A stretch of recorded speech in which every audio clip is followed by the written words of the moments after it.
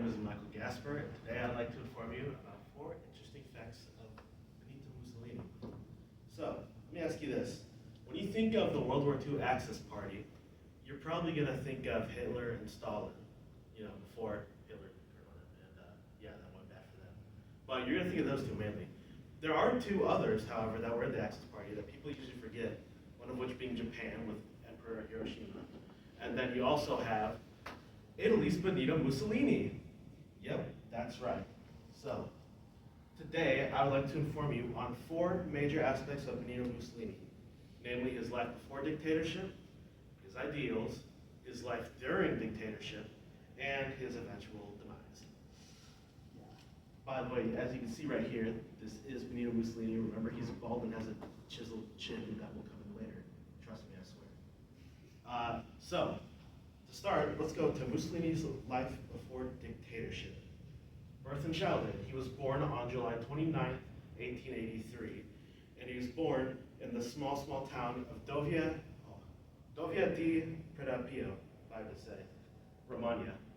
So obviously he was not born into a rich family, as you can tell. This is like the town, old Gothic style. There's apparently a shrine of him from after the war, if I had to guess. But yeah, he was born kind of not well off, just a little guy.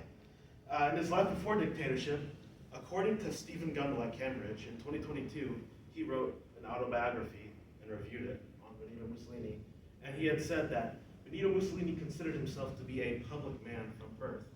If I had to guess what that meant, I would presume he was like a fascist from birth, because that's the whole point of fascism. It's like the best for the whole country. And before he went into dictatorship, he actually did have a job. He wasn't a deadbeat. He worked as a journalist at the Avanti newspaper.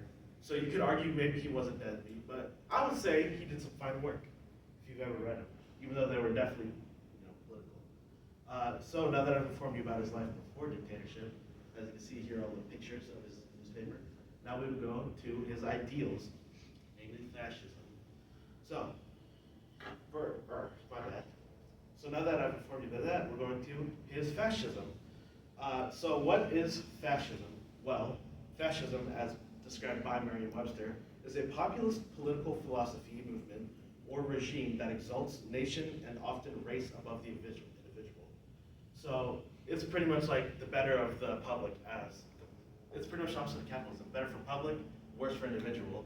Capitalism is the opposite. So if you need some historical fascist countries, you could take Italy, because Benito Mussolini was actually the first fascist dictator. He was the OG of them all. So you have Italy, you have Nazi Germany, and you have Japan, all during World War II, which are historical fascist countries. Even though Nazi Germany and Japan were more like stylized into race and militarism, respectively for those two. And you might be wondering, why isn't Russia on there? Well, they're communists, so too bad for them. Next we have, how did fascism relate to Mussolini? So before being a part of the fascist party, he was originally part of the Italian Socialist Party with the acronym PSI for some reason, which makes no sense.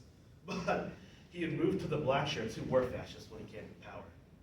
And according to Dogan Daria in Edibot 2019, Edibot is the journal, by the way, the Gio Veneza anthem was used by fascists to put Mussolini on a pedestal.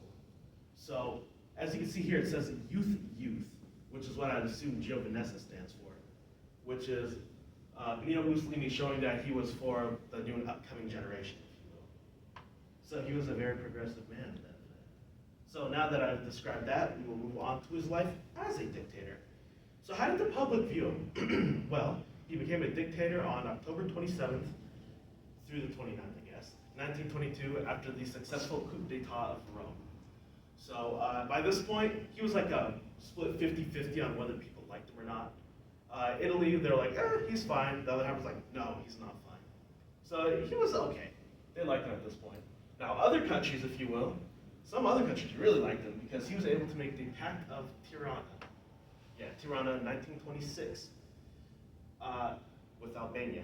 So, as Peter Tays described it in his Academics Albania 2012, they had pretty much made the pact to say, hey, we'll both work in each other's interest. So Italy was helping out Albania since they are less developed, and their leader was like, hey, we can help you. All you gotta do is help us build some stuff. So he did. He obliged them.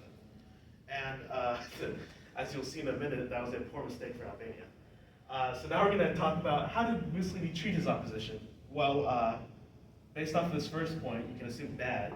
He also participated in the Holocaust starting on September 8th, 1943. So, yeah, that's a bad look for him, to say the least. He didn't treat the opposition well. We'll say that. And also, according to Peter Tays later in his article, he broke the Pact of Tirana. Sorry, ignore that. That was a mistake. He broke the Pact of Tirana on April 7th of 1939. He invaded Albania, and he destroyed all of the infrastructure he helped build. So he pretty much, it's like he just trolled them, really. He was like, hey, look at all this cool stuff. And I'll say goodbye to it. All right. Now that I've informed you on how he acted as a dictator, which I'm sure will end up very well for his later life, let's inform you on how he lived to a long age. No, I'm just kidding. He died, actually. So the final stage was actually his death. So what led to Mussolini losing his power? Why is that? Okay, so he was voted out of power by his own Great Council and placed under house arrest, which is already bad considering he made the Great Council. So that shows how much people really liked him by this point. And later on, German commandos rescued him, and he was put as the new leader of a puppet government of northern Italy, which was controlled by Germany at this point. How did he die? Mussolini and his mistress Petacci tried to flee. They're caught by the partisans, executed in his 1939 Alfa Romero via gunfire. So today I informed you about the most major parts of Bendido Mussolini, which were his ideology, dictatorship, life before, life after dictatorship, and his untimely demise. Was he bald because he was evil, or was he evil because he was bald? It's up for you to decide. Thanks, guys.